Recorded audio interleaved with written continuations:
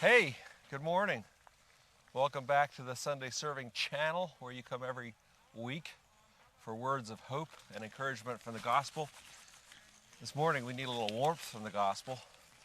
I know you can't see it on the camera, but we woke up this morning here in upstate New York. It was minus 7 degrees Fahrenheit. That might not seem like a big deal for those of you that live in Alaska, but for here in New York, that's cold. That's New York cold.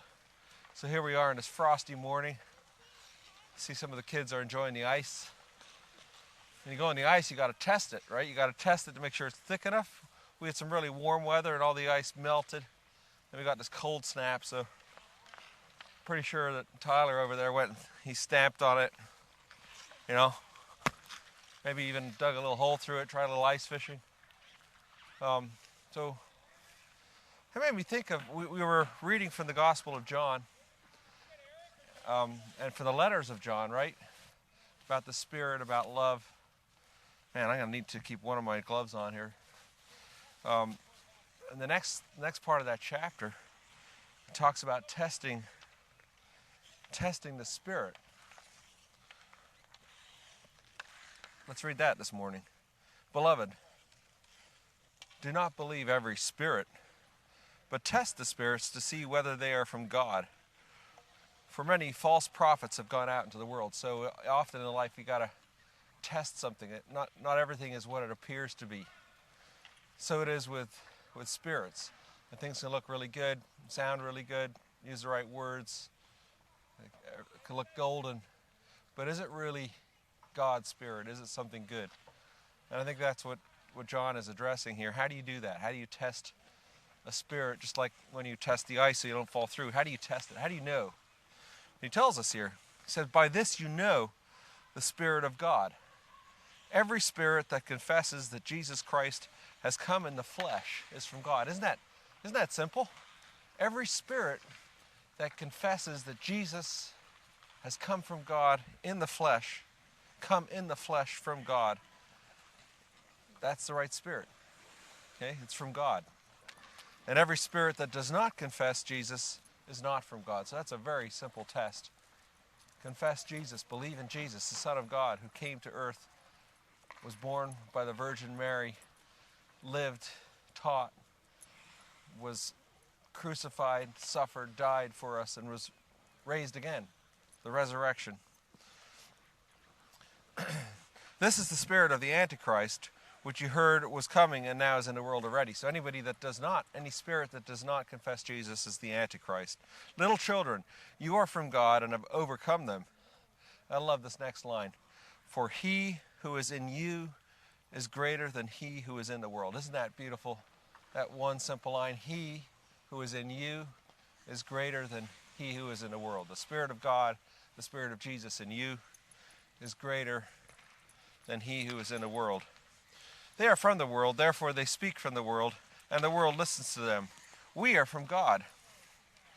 Whoever knows God listens to us, and whoever is not from God does not listen to us.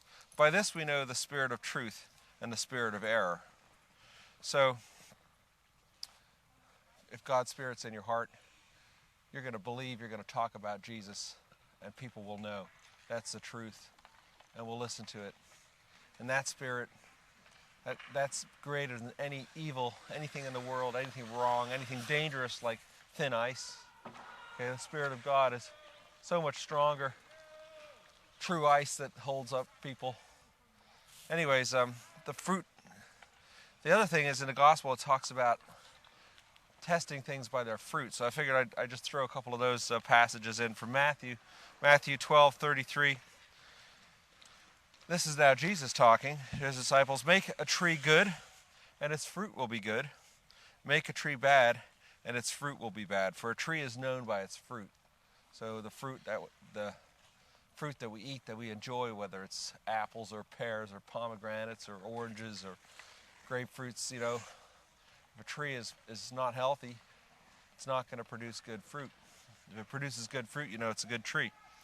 And so Jesus always uses these simple examples from life to show us how to live, to show us, you know, what counts. What counts is that if we have Jesus in our heart, we're going to have love, we're going to be patient, we're going to do good things to others, And if we aren't doing those things, then likely we don't have Jesus in our hearts, right? So Luke, it also talks about this, Luke 6:43 to 44. No good tree bears bad fruit, nor does a bad tree bear good fruit. For each tree is known by its own fruit. Indeed, figs are not gathered from thorn bushes, nor grapes from brambles. Yeah, I forgot about the figs and the grapes. Yeah, big fruits in the land where Jesus lived. You get them from the right trees. You don't get them from bramble bushes. So what are those fruits? We mentioned them shortly, but I like this little line from Galatians 5:22, 23. But the fruit of the Spirit is love, joy, peace, patience, kindness, goodness, faithfulness, gentleness, self-control. Against such things there is no law. So there's the fruits, the fruit test, the spirit test that John talked about. Anyone that talks about Jesus, that's the right spirit. So anyways, God bless you. I'm glad that these young fellows here did the stamp test or whatever it was to make sure that ice was thick enough. And we got AJ back here. He's trying to get through. He's ready to tear up the ice and score a few goals, right, AJ? Yep. All right, go do it. I wonder if Remy wants to play on the ice. Let's go check it out. Come on, Rem. She's not interested. Let's go to the fire, Remy. That's where I'm heading. Yeah, a little warmth here. That's the kind of fruit I'm looking for right now. Whew. How's it going? Have a good time on the ice? Yeah, there we go.